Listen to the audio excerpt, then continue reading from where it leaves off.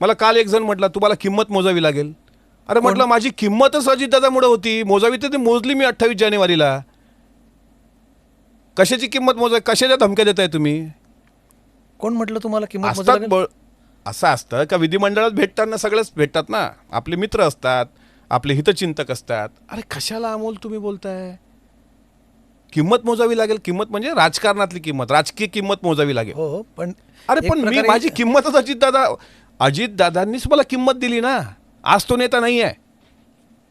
किंमत मोजण्याचा काय प्रश्न आला? 28 जानेवारीलाच किंमत मोजली मी, जी मोजायची आहे ती.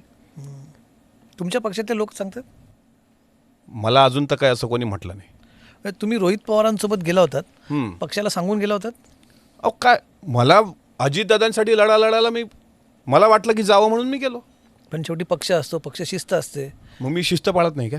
नाही, तुम्ही तुम्ही एका दुसऱ्या पक्षाच्या नेत्यासोबत जातात FIR साठी.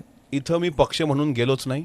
मी तिथं हेही म्हटलं, इथं काँग्रेसचा आमदार असेल, MIMचाही आमदार असा लढला असता, शिवसेनेचा लढला असता किंवा भाजपचाही लढला असता. मग अशा कुठल्याही आमदारांनी जर लढला असता तरी मी गेलो असतो. आता ते योगायोगानं रोहित पवारच आहेत. मग काय त्याच्यात चूक काय? ते लढतायत म्हणून मी गेलोय त्यांच्यासोबत.